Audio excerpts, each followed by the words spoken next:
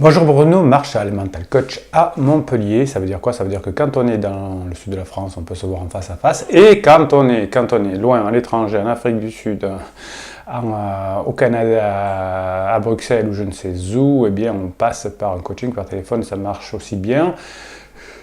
Pour vous inscrire, eh bien, lien en descriptif de la vidéo dessous, et puis ce fameux fichier de neurohypnose qui fait tant de miracles. Vous connaissez le principe, une musique que vous aimez, que je mixe avec des ondes binaurales et en subliminal les textes, les messages que vous voulez qui s'impriment directement dans votre conscience, dans des fichiers tout à fait sur mesure, spécialisés. Et pour ça, vous avez aussi le lien sous cette vidéo. Je vais vous faire une série de vidéos sur le talent. Pourquoi certains coachs réussissent et d'autres non, ça c'est pas très important, mais aussi pourquoi la plupart de mes clients arrivent à leur fin. C'est simplement parce que je leur explique quel est le talent, comment ça fonctionne et comment ils peuvent s'en servir. Voilà, alors je vais vous faire une petite série de vidéos, j'aime pas dire petite, une grande série, non, une belle série de vidéos pour vous expliquer ce qu'est le talent et pour vous donner de l'énergie pour pouvoir l'atteindre. Quand mes clients me disent j'ai pas beaucoup de talent, je suis un bosseur, ce n'est pas une réalité. Alors j'entends les coachs dire deux choses et les deux sont fausses d'ailleurs. Il y a des personnes qui sont plus talentueuses que d'autres et il y en a qui sont plus bosseuses que d'autres. Ça n'existe pas. Il y a une façon de bosser, il y a une façon de travailler que je vous apprends en coaching et il y a aussi, pour atteindre ces résultats bien sûr, et il y a aussi une prédisposition au départ. Donc dire cette personne est talentueuse, ça veut dire eh bien finalement elle a plus de chance que moi et c'est comme ça et pas autrement, ou l'autre a de la chance ou a beaucoup bossé et c'est pour ça qu'il est arrivé. Le talent, c'est ni l'un ni l'autre, c'est peut-être même pas un mix des deux. Je vous explique pourquoi dans ces vidéos. En tout cas, une chose est sûre, c'est que le génie, le talent sans travail n'existe pas, je ne l'ai pas trouvé. Donc, travail acharné égale génie, bien évidemment.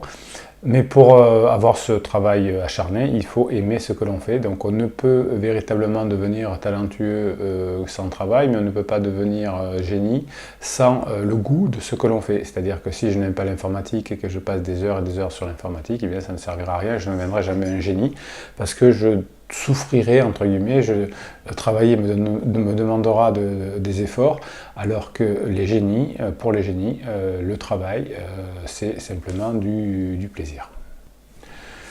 Dans ma carrière de coach depuis 1999, j'ai jamais connu un génie débutant. C'est-à-dire que les génies que j'ai rencontrés, quand je dis le génie, c'est des gens talentueux de leur métier, j'en rencontre beaucoup. Et c'est pas par hasard d'ailleurs qu'ils choisissent un coach, c'est parce qu'ils sont talentueux, c'est parce qu'ils ont du génie, parce qu'ils veulent se faire aider pour travailler plus efficacement. Donc les génies que j'ai rencontrés ne sont jamais des débutants. Je réfléchis en même temps, non, j'ai pas rencontré de génie débutant qui disait ben lui il a de l'or dans le doigt, il va performer. Non, les gens qui sont déjà des génies sont déjà qui ont des milliers d'heures à leur actif. Je coachais une basketteuse dont on disait qu'elle avait de l'or dans les doigts, mais la jeune fille avait déjà des années derrière elle de basket.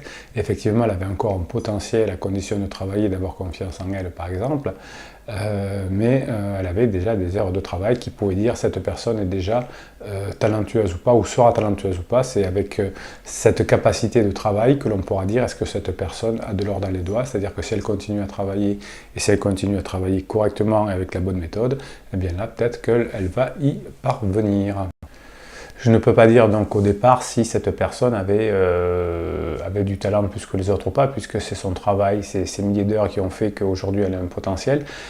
Donc on ne peut pas dire au départ, quand quelqu'un commence une activité, même si au départ elle apprend plus vite que d'autres, oui on peut dire cette personne apprend plus vite que d'autres, mais ce n'est pas forcément qu'elle a un talent, parce qu'elle n'arrivera à être très douée que si elle bosse beaucoup, et si elle aime ce qu'elle fait, peut-être qu'au départ on apprend plus vite, effectivement on a des prédispositions entre guillemets, mais c'est pas ça qui va faire un talent. Voilà, donc c'était la première vidéo pour vous introduire ce qu'est un talent. Si vous voulez en savoir plus, regardez les vidéos suivantes. En attendant, posez-moi vos questions, bien évidemment, ici en commentaire. Abonnez-vous, mettez bien un pouce bleu pour que YouTube puisse proposer cette vidéo à d'autres personnes. Et on se retrouve très rapidement pour la deuxième vidéo sur le talent.